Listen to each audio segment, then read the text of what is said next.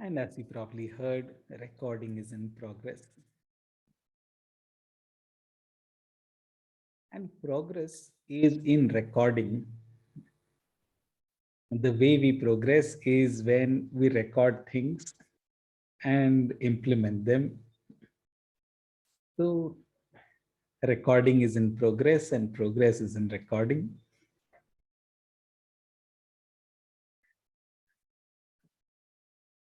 For those of us who are not used to these Netflix replacement sessions, it's a great way of going to sleep with some uplifting thoughts in the mind. And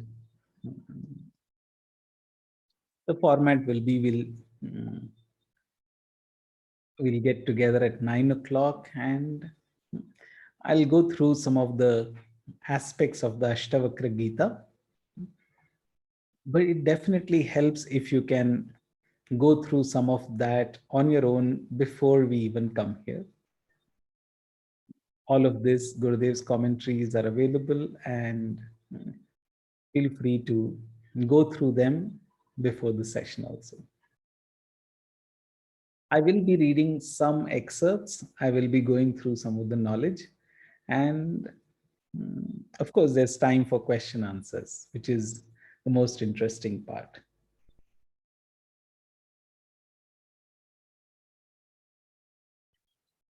So what is the Ashtavakra Gita?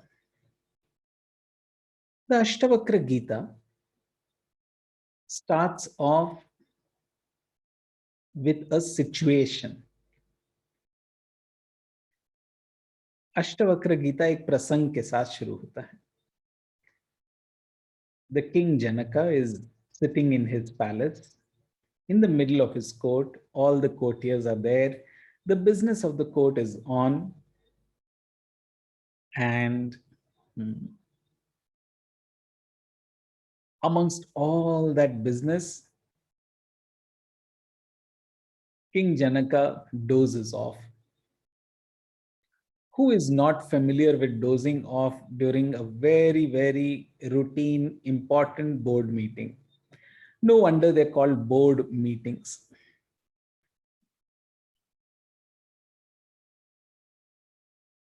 So then Raja Janaka was in the middle of a board meeting. And he found that he was dozing off. In fact, he didn't realize he had dozed off. In his mind, as he dozed off, he was in a dream. And in his dream, it was a very elaborate dream. It was very real. And there was a famine in his kingdom. He was out. The story goes that he was all alone. He was left all alone. Everyone else was gone. And he had one piece of roti. And the tradition in those days was, even now, that whatever you eat, you don't eat alone, you share and then you eat. It's always good to have company for food, especially when you're eating mangoes. So, but it was the time of famine, and Raja Janaka, in his dream, he thought, oh my God, if someone comes now, I'll have to share this roti with this person, and I'm so hungry. Let me hide it. So he hid it, went to a place which was totally secluded, and he had just taken his roti out to eat when an eagle came down and swooped down, picked the roti, and flew away. At that moment, Raja Janaka exclaimed, "Ha!" with all that pain of knowing that the last thing you have is gone. And he awoke in the middle of the court. The interesting thing was he was still feeling hungry. And now he asked an existential question. I was hungry in the dream. I'm feeling hungry here. I'm feeling the same. It was as real as this is. So, what is real? Is that real or is this real? And Janaka was a person. A lot of times when we ask our questions, we move on pretty fast. It seems as if something else interests us, and the next, and the next.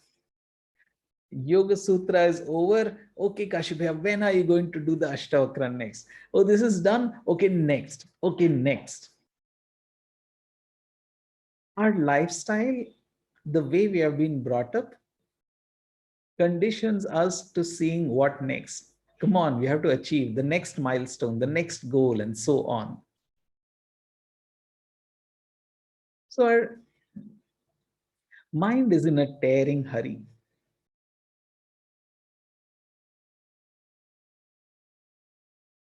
And when we look at it like that, it seems, yeah, of course. But sometimes the mind stops. Maybe you're watching a sunset and it stops. Maybe you're meditating and it stops. We have all experienced both the running mind and the stopping mind.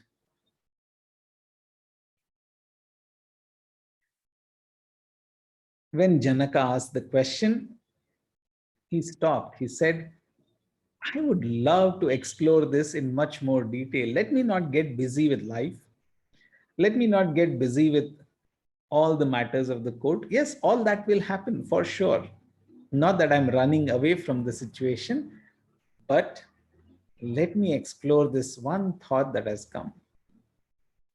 So many times we get some thoughts and we feel, oh my God, this is so profound. This is amazing. I should think more about it. And then next day dawns and that's gone.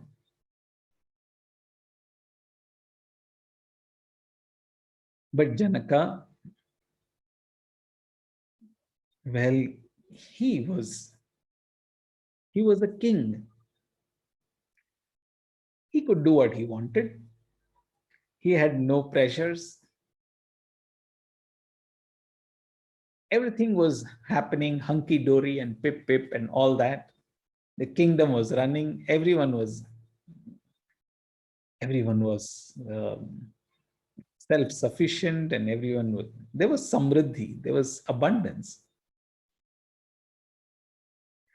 And it is in midst of that abundance that the question comes up. A lot of times, when you have things to do, questions don't come up. But when you have fulfilled everything, you've done everything, been there, done that, that's when you start asking the higher questions, isn't it? So many times we've sat, watched a sunset, and wondered, what's the purpose of my life? What am I here for? What am I doing? But maybe if there's a deadline tomorrow that needs to be addressed, you say, okay, I'll think about it later. Let me focus on what I need to get done tomorrow. So it is only through fulfillment. There is a question that comes out of unfulfillment, and that leads to frustration. But there's a question that comes out of fulfillment, and that leads to wonder. So Gurudev says, how can we turn all our questions into wonder? But to turn a question into wonder, the question needs to arise in the first place. And that's why, when do these spiritual questions arise? When we find fulfillment in our life. When we are able to find that when we are able to find that it's complete. And it's not that objects make us feel fulfilled. Every time we get more things, then the mind looks for more things. It's truly the ability to meditate deeply, to go deeper into the self, to be able to settle down, to be silent, to be ठहर जाना, इससे पूर्णता आती है. And that's why a lot of times, for all this knowledge to make sense, it definitely needs to be accompanied by good sadhana, by really deeper meditation. And you will notice that it's great to listen to all of this, it's great to go through all of this, but it's only when you combine it with meditation that it really comes alive. It's not words that are knowledge, but in between the words that brings out the knowledge. Does that make sense what I'm saying? And that's why it might be great for our ego to say, hey, you know what? I've completed, ticked Yoga Sutra, ticked uh, Ashtavakra, ticked this, ticked that, ticked everything, ticked. I've been there, done that. One more Upanishad, ticked. Yet it is not the words. It is, if our knowledge is limited to the intellect, then it stays at the level of the intellect. But for it to transcend, we need to go beyond the intellect. And that's where, for all of this Ashtavakra to become an experience, one needs to meditate, one needs to pair it off with sadhana. What sadhana you do is up to you. I'm not saying 24 hours you should sit with your eyes closed. No, not at all. We'll all become cuckoo.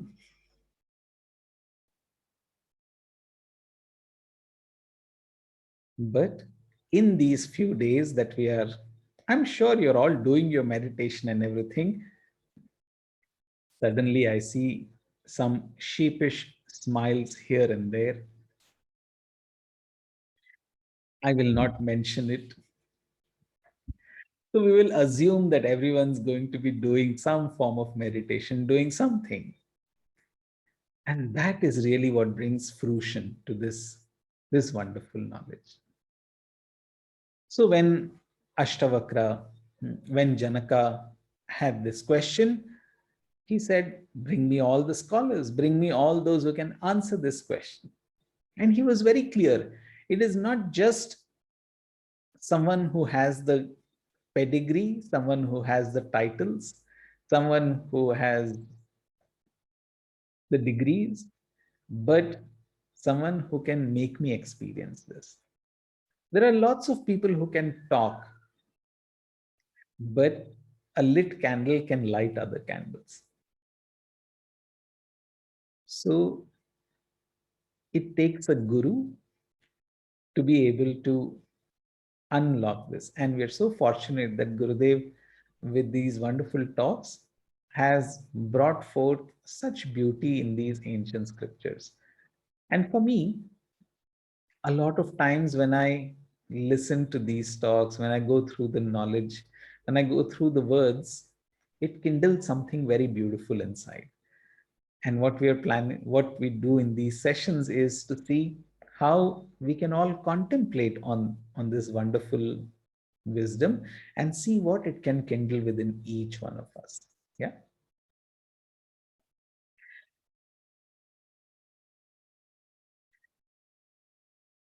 So Ashtavakra,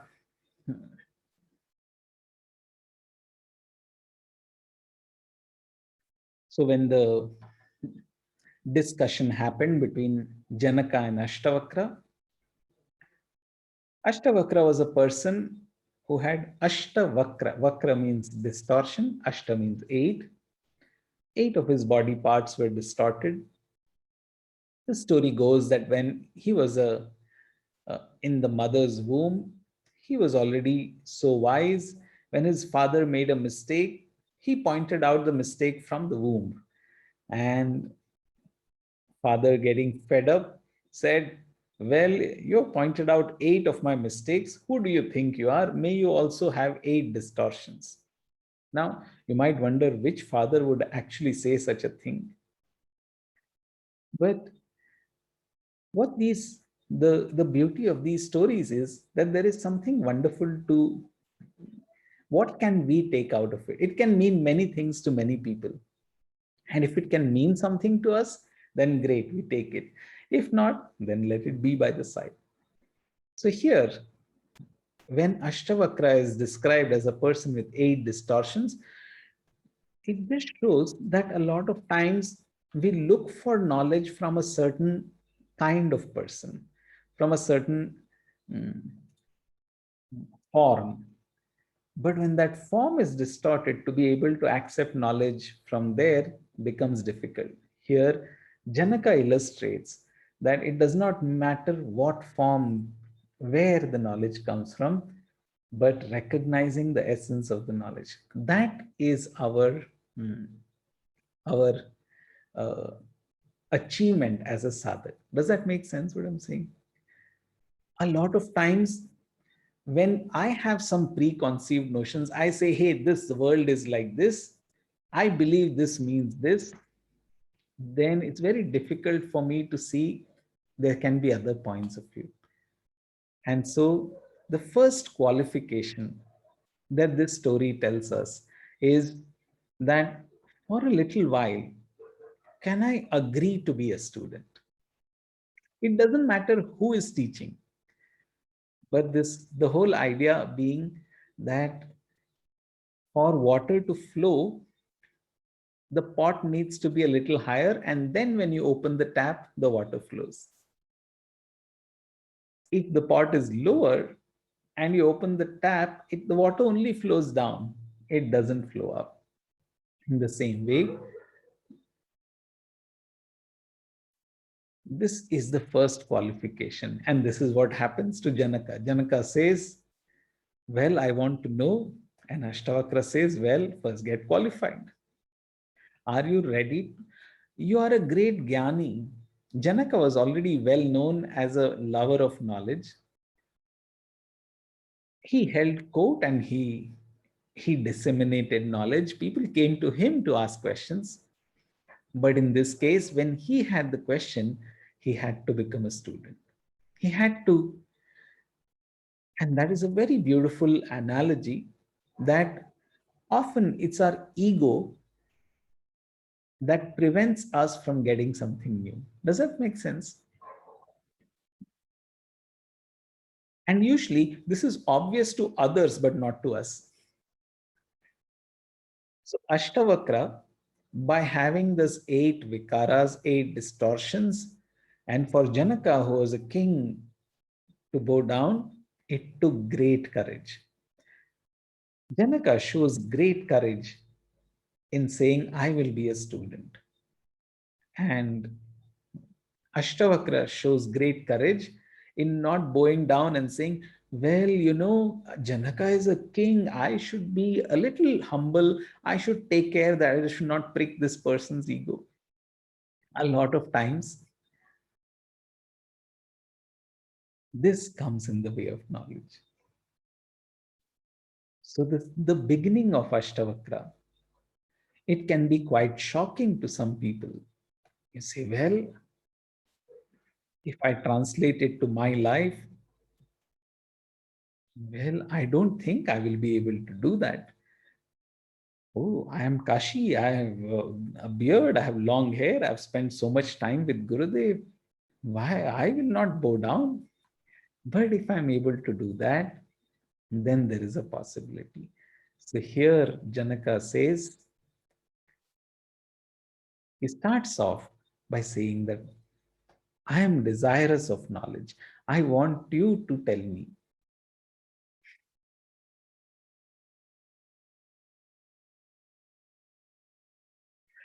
And so Ashtavakra, so the whole of the Ashtavakra Gita starts with Katham Jnanam Avapnoti, Katham Muktir Bhavishyati, Vairagyam cha Katham Praptam, Etad Bruhi Mama Prabho. The two words here, Mama means mine. There is belongingness between Janaka and Ashtavakra. When Janaka is looking at, if Janaka would look at Ashtavakra as someone separate, then knowledge cannot flow. But Janaka starts with the question, Mama Prabho. Prabha means one who has the lordship. Prabhu means the Lord. That's why if you go to places like Goa and some places in Maharashtra, some people have the surname Prabhu, which means they're the leaders of that locality.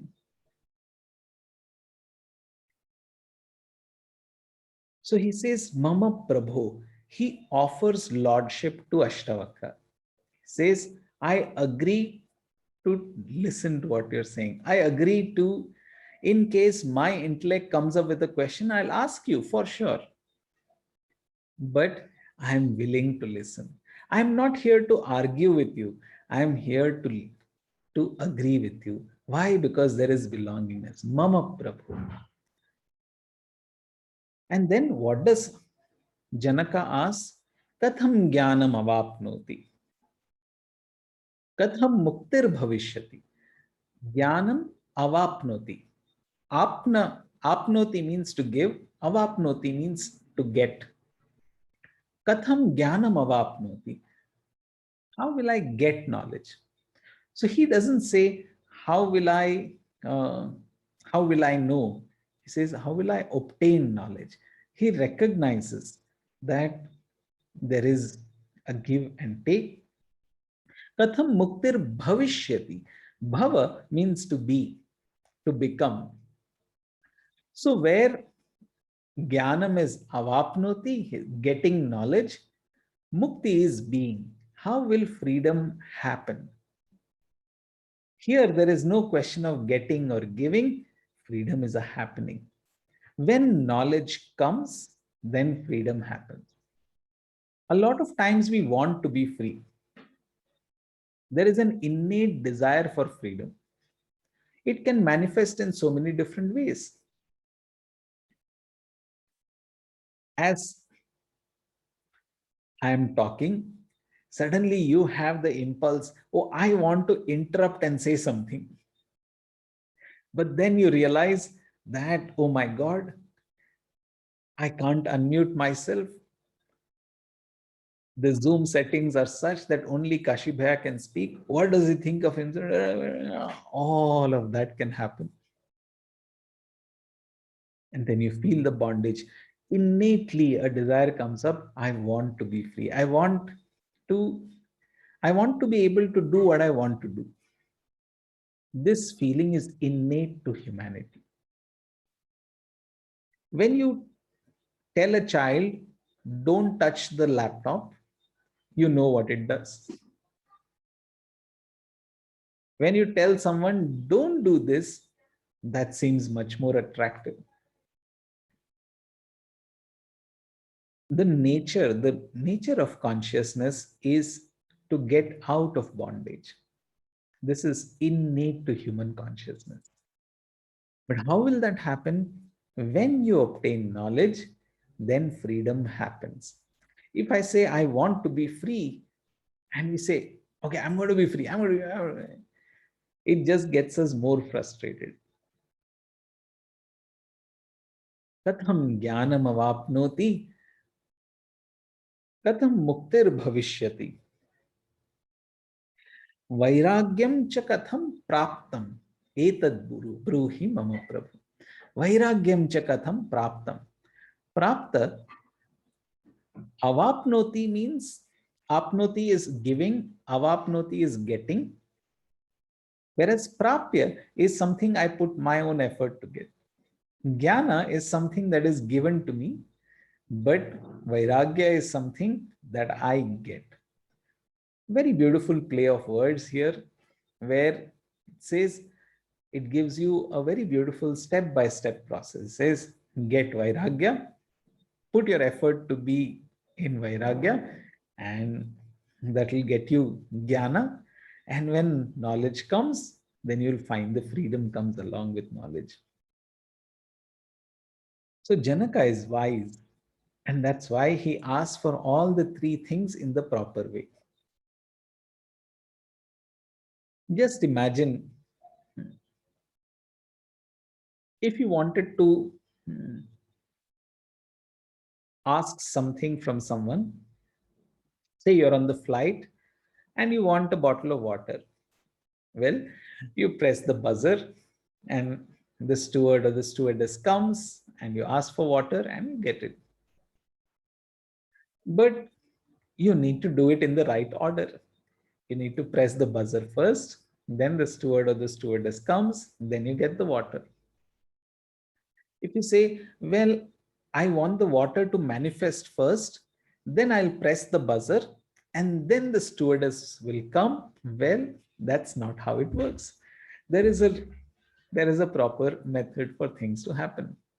If I want to build a building, then I can't build the 10th floor first and then come down to the foundation. No, I need to build the foundation and then top it up with the rest of the thing. And so here also Janaka very beautifully, it's a very beautiful uh, hint for all of us. How can I obtain that too? How can I find that? And so when Ashtavakra hears this,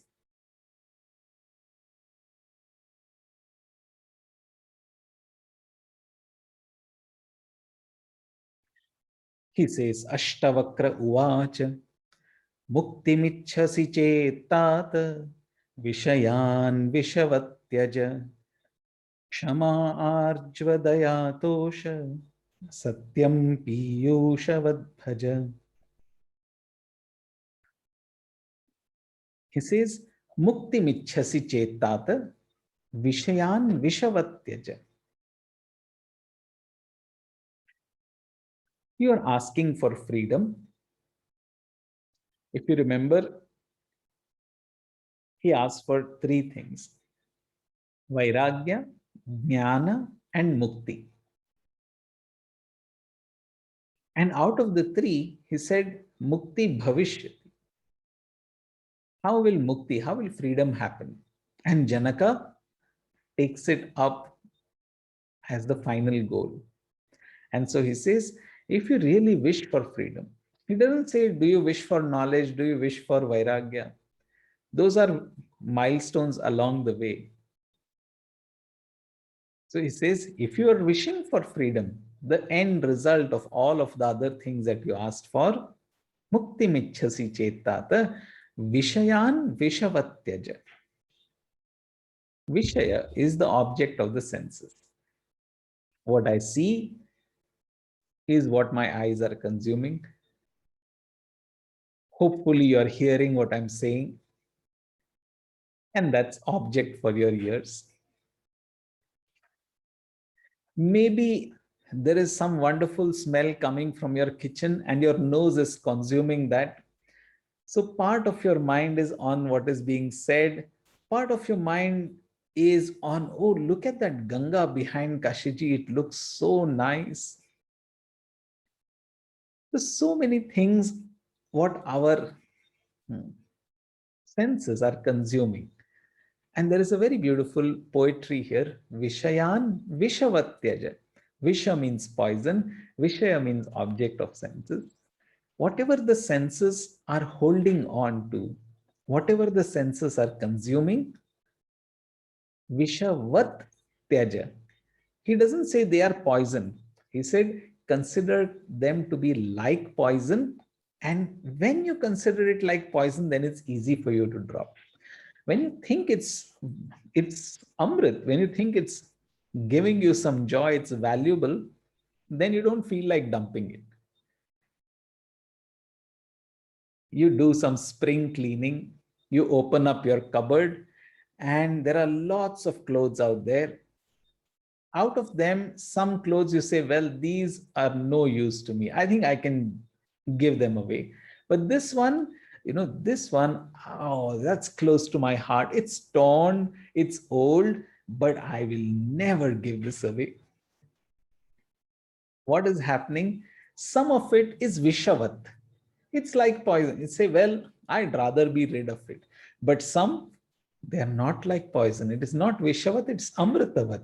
It's like nectar. It says, hey, this is giving me some joy. I can't give this away. What we experience from the senses seems to give us joy. You're listening to what I'm saying, hopefully, And maybe it's giving you some joy. When I crack a joke, you smile and you say, "Oh, Kashi bhaiya, wow, I love the way you talk." And then we hold on to those words. Do you get what I'm saying? So then it feels, oh my God, I want more of this.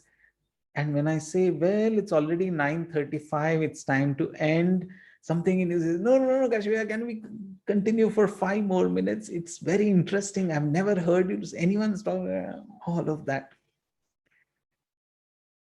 Vishayan, Vishavatyaja. All of these are objects of the senses. Why does he say this? Does he mean that, well, whatever I'm saying is hopeless? Does he say that what I am saying is also Vishaya? You're also hearing me, you're seeing me speak, something is attracting you. Then why is Ashtavakra saying this? Why is he saying, why is he cutting the branch that he is sitting on? You might ask. It's very beautiful. He says, Vishayan Vishavat Tyaja. Wherever you find that you're holding on to something, the finger that points to the moon. If you hold on to the finger, then you'll never be able to get the moon. The finger is just pointing to the moon. Every object points to the infinity behind that object. One of the first knowledge sheets that Gurudev wrote, he said, beyond every object is infinity, beyond every person is love, and behind every situation is knowledge. Behind every experience is knowledge. For me, this is such a beautiful way of looking at life. That helps us not to get caught up in people, not to get caught up in objects, not to get caught up in situations. Allows us to look beyond and truly be free. Otherwise, it's so easy. Well, someone is a brilliant speaker and you say, oh, I am going to get caught up in this. I'm not going to leave this. And that's it. Whatever the speaker was saying was pointing to something. Instead of looking there, he said, forget that. Let me catch the speaker. Vishayan Vishavatyaja. Whatever the objects of the senses are giving you an experience, it is pointing to something else. And truly, when we when we recognize this, then it's great, then it's easy to be able to consume all that content, consume all that Vishaya, and yet Vishavatyaja. When is the Vishavatyaja happening? It's like, I don't know, maybe in childhood, we have all done these, maybe those slingshots, or you took something and you twirled it and you threw that stone, and, you know, or you took some, I don't know, what is that called? And, or you would have seen others do it. Now, if you pull and don't let go, then it's of no use. All the effort that you put, catapult, yeah. So all that effort that you put to pull the thing, it's only of use if you let go. In the same way, all these talks that we hear, if we keep pulling and holding on to it, it's of no use. But it's truly when we can let go and look at where it's pointing that it fulfills its purpose. So when does Vishaya become Visha? When we hold on to it.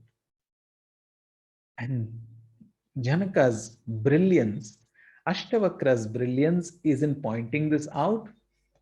He is so fearless that he says, I will cut my own words. I will say, don't listen to me. And it takes courage for anyone to say that. And Janaka, he could have listened to that first shloka and said, hey, this guy is a fool, doesn't know what he's talking. Whatever he's saying is logically incorrect. Let me not even listen to them. But Janaka is wise. He gets the point immediately. In the Bhagavad Gita, Arjuna keeps saying, and Krishna keeps saying, and Arjuna keeps looking for escape routes. But in the Ashtavakra Gita, Janaka gets it moment, every moment. All that Ashtavakra has to do is hint, and it's all clear for Janaka. And this is what is the beauty of the Ashtavakra Gita. As we go it, I don't promise that we'll take all shlokas. We could go on and on and on, but I'll be looking at some small interesting snippets, uh, whatever comes up as we go through these scriptures. And I'll be looking at excerpts from the Ashtavakra Gita in the next 7 days. Homework for today. I love to give homework. Whether you do it or not, I am not, it's okay. I'm a very nice person. I won't even ask you tomorrow because I would have forgotten. But one thing that would be a great way to implement whatever we have listened to today, dropping the words and holding on, looking at the moon, so to speak, is this idea of, of what is real? Is this real or is something else real? We have all had some time, some experience of a dream that felt so real. And the second thing to contemplate on for the whole of tomorrow, till we get back, till we meet again at 9 o'clock, is this fact about Vishayan Vishavatyaja. How can I look at all my sense experiences and look beyond just the limited experience of that sense? For example, I'm eating a mango and I feel, wow, this is a yummy mango. But then can I go beyond that experience and say, okay, who's feeling that yumminess? Who is it that's experiencing this? I'm not saying we should make our life very dry and drab and every joy we keep analyzing. No. But at that point of engaging, indulging in the sense, can we just flip it and see, okay, let's look beyond that experience and to see what is the whole process of that experience. Okay, I'm seeing this. What is happening when I'm seeing? What is happening in my mind when I'm seeing? Is it the same thing that happens in someone else's mind when they see the same thing? When I see the color red and someone else sees the color red, is it the same chemical impulse happening or is it different? Just wondering about this. I'm not asking for any answers, but these kind of going beyond the limited experience, dropping the experience and seeing where it's pointing. You don't have to do it for every experience that you're having, but maybe a couple of experiences tomorrow, couple of things that we are using our senses for, either when hearing something or smelling something or tasting something, maybe the food that you're eating, just a little bit of wonder about, okay, what's happening? The food is going in, it's getting digested, getting broken down. Wow. Yeah. So let's do this homework for tomorrow and see what experience we have as we go about it. Yeah. 9:45 already. Anyone wants to say something, or as usual, Nina ji? Because this is all very intriguing for me. I love spiritual philosophy. I live it. So what I was going to say is that it reminded me when you spoke about not letting go, and until you let go, once you let go, everything comes. So it reminded me of aparigraha, that fifth yam in Ashtang Yoga, because It's that I very really, yummy. it's very much like that, isn't It's it? very yummy. Yeah, Pariga, you have to just let go. You can't cling on to things, because by clinging on, you won't get to beyond. So I learned that in a parigraha. I learned it very well. I concentrated on that aspect and I really liked. And the second thing I want to ask you is Ashtavakra was a sage during the Upanishad time of that. There are many stories of Janaka and Ashtavakra. So there are many versions. In some, Who is this Janaka one is, and who is that one? so Like what is real, what is not real? yeah, that's a very good. Ashtavakra was during the Mahabharata times and he was in Ramayana times, Janak. So the whole idea is that that is one of the questions that Janaka would have asked, saying, what is real? Is this real or is that real? Or our sages have the ability to go cross time and space and be with anybody. Yeah, so actually there are many stories of Janaka and Ashtavakra. In some, Janaka is enlightened, in some Ashtavakra is enlightened, in some Janaka is the teacher, and some Ashtavakra is the teacher. So there are lots and lots of stories like this. We are looking at one of these stories. Yeah. Great. Anyone else? Anything? Or maybe you're saying enough of sense objects and I'm going to drop all sense objects. Yeah, Go ahead. I have just a point to make. What I have found as compared to Bhagavad Gita here is it's pretty direct, right? Absolutely, in the first shloka itself, the right question is asked, and immediately Ashtavakra, comes right into the point, rather than Absolutely. Moving around here and there, and then setting the whole thing to come to the main point. Which, because I have gone through the scripture once before, what I always found great about this Ashtavakra Gita is that it's very direct and perhaps it's very ruthless actually. Like if you are a Advaita Vedantist, you have to be. There is no escape from this. There's no other path. Absolutely, no two ways about it. Anywhere you get stuck, you find that there is no escape route, so to speak. Yeah, that's very so true. So true, Manas. I can see some Jai others. Gurudev, Kashibhaiya. Yeah, Hemanti. I am. How do you know I am Hemanti? I am from Mauritius, your student. Yes, Hemanti. Good to see you. Nice to have this talk by you. Sure. See you tomorrow. See you. Sandhya? I was thinking, I mean, I've heard Ashtavakra before also, and this question comes and it gets answered, but then I forget the answer. So I'll ask again. I don't know why I forget. So, even Bhagavad Gita mentions something similar about the like Vishyope Chintan. You should not do too much Chintan on your Vishya. I think Bhagavad Gita also says that. And then, it makes you wonder that, you all want us to live like robots. And then you'll think, no, it's not that. But it is that, isn't it? Not at all. In fact, that is why this knowledge can be misused so easily. Which is why all of this was always tied up with a meditation practice. Because when you're meditating, you're actually experiencing all of this. Otherwise, it becomes like an intellectual jugglery. And we keep making it into another, like a heavy thing. And then you say, well, this is not my nature. So whatever we have said, like, for example, when you're really meditating, you're doing your Sudarshan Kriya, you're there. At that point of time, you'll notice that Vishaya seems like Visha really. Like at that point of time, someone, even a little sound, and you say, oh my God, I don't want to hear this. I'm not into this. So this ability to experience Vishaya as Visha comes when you're really deep in meditation. When you're in the Jagrata Avastha,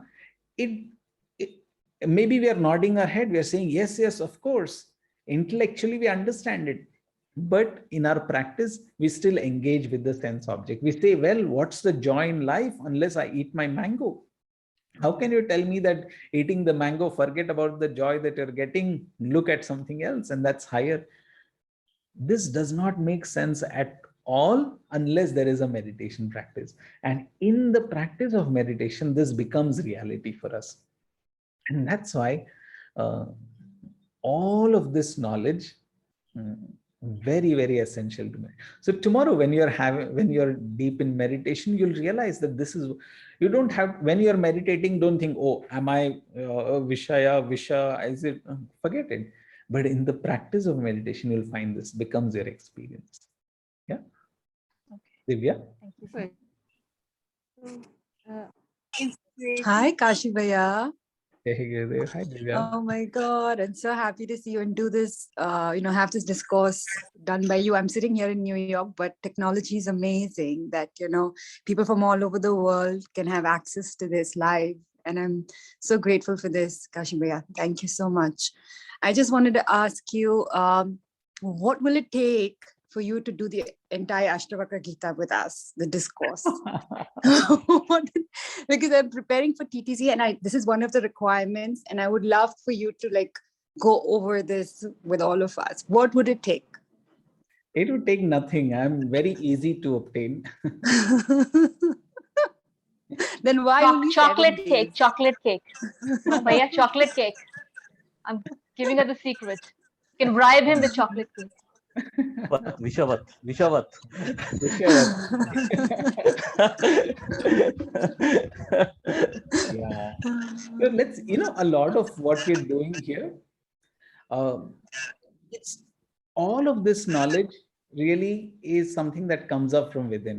You might hear Kashi Bhaiya say something, you might hear someone say something, but that just kindles something deep within. And that is knowledge. So often we keep looking for it outside, but it's truly within. Yeah, I am not saying that don't be here with me, not at all.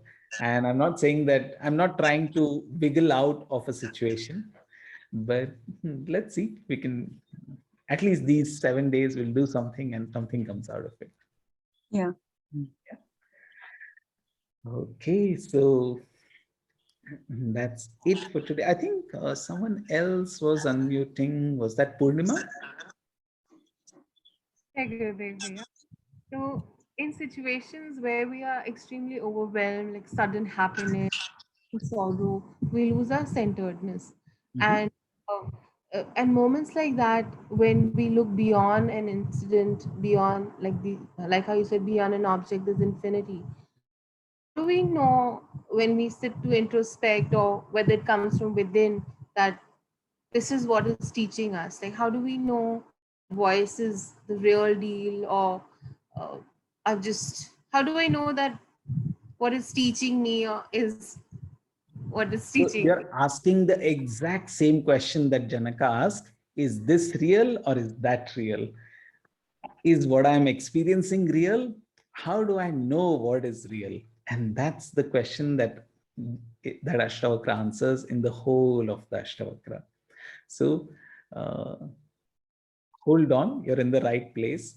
And there's no rush. There's only hurry, but there's no rush really. So I remember once upon a time, long, long ago, far, far away, this happened in the German ashram. We have a beautiful ashram in Badandagas in the Black Forest, like the Black Forest cake. So I was there and Gurudev was speaking on something, and someone asked this question, Gurudev, how many advanced courses should I do to get enlightened? And Gurudev smiled and said, well, I cannot guarantee. There is no such rule. You can keep coming again and again, or it can happen just this moment, who knows? So in that sense, I would say it's great to have the question, to hold on to that question that keeps us on the path. And when does this make sense? Who knows? Sometime, somewhere, something might click. So it's not words, it's not how I understand. Every time the intellect says, yes, I've understood it, after half an hour, then the same intellect says, no, yaar, you have not really understood it. So whatever can be proven can also be disproven. And that's what logic is. That's why knowledge transcends logic. And that's why it's really an experience, a happening. And that can happen through any experience. That's why Vishavatyaja.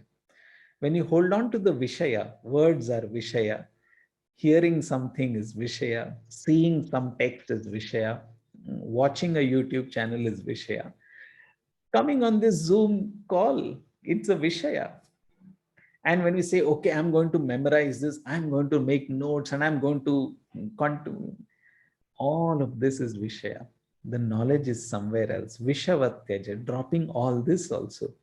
That gets us to the essence. Otherwise, like Sandhya was saying, life will become such a dry routine looking, oh, I have to observe, I have to observe, I have to observe. If I look at Gurudev, there is no way that he lives life like that. And yet, he is probably the most observant of all of us. So the way I look at it, all of these are not dry techniques, but they are full of life. And that's why this is the art of living. Don't you think so? So I know I love talking, and sometimes I have to catch myself. It's already 9:56, time to go to bed for some people and time to go to work for other people in New York. So have fun, keep smiling, see you tomorrow. Don't forget your homework. And if you forget your homework, I'm still okay with it. Jai Guru Night. Jai Guru Night, Priya. Jai Guru.